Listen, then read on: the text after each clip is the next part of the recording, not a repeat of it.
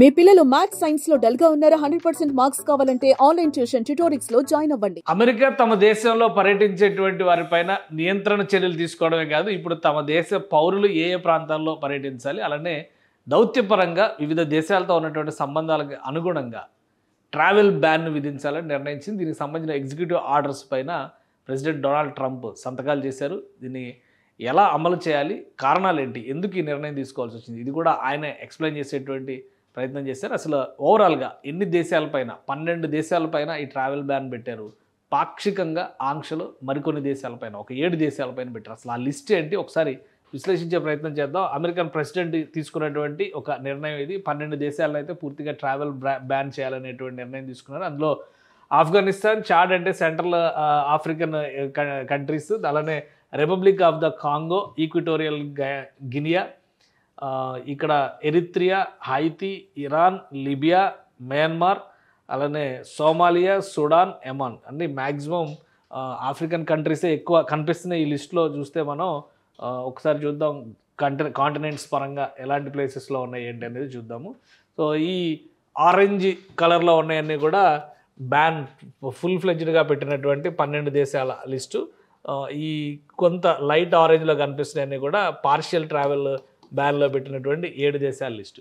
So మొత్తం చూస్తే ఇక్కడ అమెరికన్ కాంటినెంట్స్ మొత్తంలో చూస్తే ఒక హైతీ మాత్రమే ఉంది. ఇక ఆఫ్రికన్ కంట్రీస్ ఎక్కువ కనిపిస్తున్నాయి. లిబియా కానీ, సుడాన్ కానీ, చాడ్ కానీ, ఇటు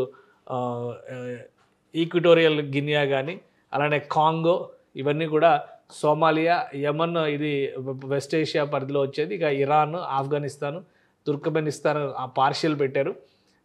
మయన్మార్ కూడా ఫుల్ ఫ్లెడ్జ్డ్గా పెట్టారు. ఇక పార్షియల్ వాటిలో ఇటు తుర్కమెనిస్తాన్ కనిపిస్తుంది, ఇక్కడ లావోస్ కనిపిస్తుంది, ఇటువైపు బురుండి ఉంది, అలాగే టోగో, సియరా లియోన్ కనిపిస్తున్నాయి.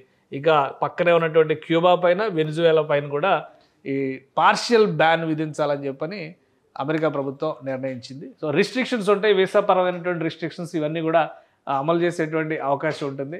మొత్తం మీద 12 దేశాలపైన ఆంక్షలు, మరొక 7 దేశాలపైన travel ban, complete travel ban పెట్టాడు డొనాల్డ్ ట్రంప్. ఒకసారి ట్రంప్ దీనికి సంబంధించి ఏం చెప్పారో కూడా చూద్దాం మనం. By the entry of foreign nationals who are not properly vetted, as well as those who come here as temporary visitors and overstay their visas, we don't want them. In the 21st century, we've seen one terror attack after another carried out by foreign visa overstayers from dangerous places all over the world. And thanks to Biden's open door policies, today there are millions and millions of these illegals who should not be in our country. In my first term, my powerful travel restrictions were one of our most successful policies, and they were a key part of preventing major foreign terror attacks on American soil. We will not let what happened in Europe happen to America. That's why on my first day back in office, I directed the Secretary of State to perform a security review of high-risk regions and make recommendations for where restrictions should be imposed. Among the national security threats their analysis considered are the large-scale presence of terrorists, failure to cooperate on visa security, inability to verify travelers' identities, inadequate record keeping of criminal histories, and persistently high rates of illegal visa overstays, and other things. Very simply, we cannot have open migration from any country where we cannot safely and reliably vet and screen those who seek to enter the United States. That is why today I am signing a new executive order placing travel restrictions on countries including Yemen, Somalia, Haiti, Libya, and numerous others. The strength of the restrictions we're applying depends on the severity of the threat posed. The list is subject to revision based on whether material improvements are made, and likewise new countries can be added as threats emerge around the world. But we will not allow people to enter our country who wish to do us harm, and nothing will stop us from keeping America safe. Thank you very much. Right, ఇది Trump ఇచ్చినటువంటి statement sign చేసేటప్పుడు white house అఫీషియల్గా release చేసినటువంటి video document ఇది.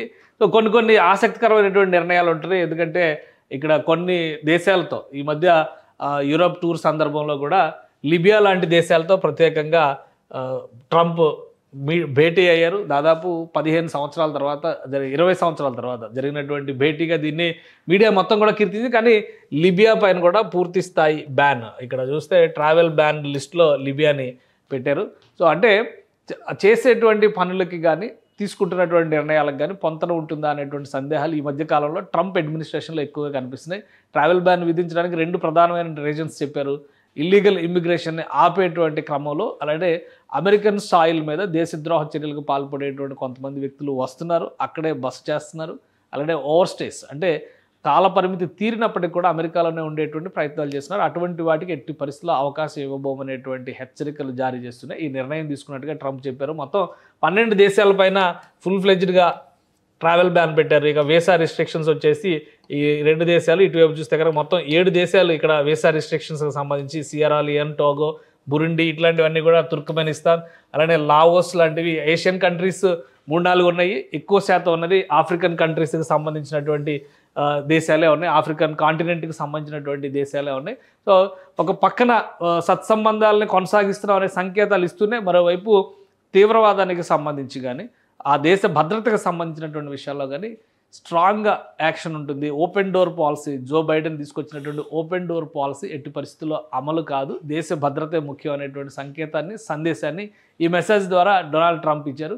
So travel restrictions వచ్చిన తర్వాత ఆయా దేశాలతో సంబంధాలు ఏ విధంగా ఉంటాయి, ఆల్రెడీ చాలా దేశాలతో ట్యాక్సేషన్ పాలసీ విషయంలో కానీ, ఇప్పుడు యూరోప్లో జరుగుతున్నటువంటి యుద్ధం విషయంలో కానీ అమెరికా అనుసరిస్తున్నటువంటి విధానాలు కొంత ఇబ్బందికరంగా మారుతున్నాయి. ఇప్పుడు మళ్ళీ ఆకస్మికంగా ఈ ఎగ్జిక్యూటివ్ ఆర్డర్స్ పాస్ చేసిన తర్వాత ఎలాంటి పరిణామాలు ఉంటాయో చూడాలి. సుమన్ టీవీలో మీ పర్సనల్ అండ్ బిజినెస్ ప్రమోషన్స్ కోసం కింది నెంబర్కి కాంటాక్ట్ చేయండి.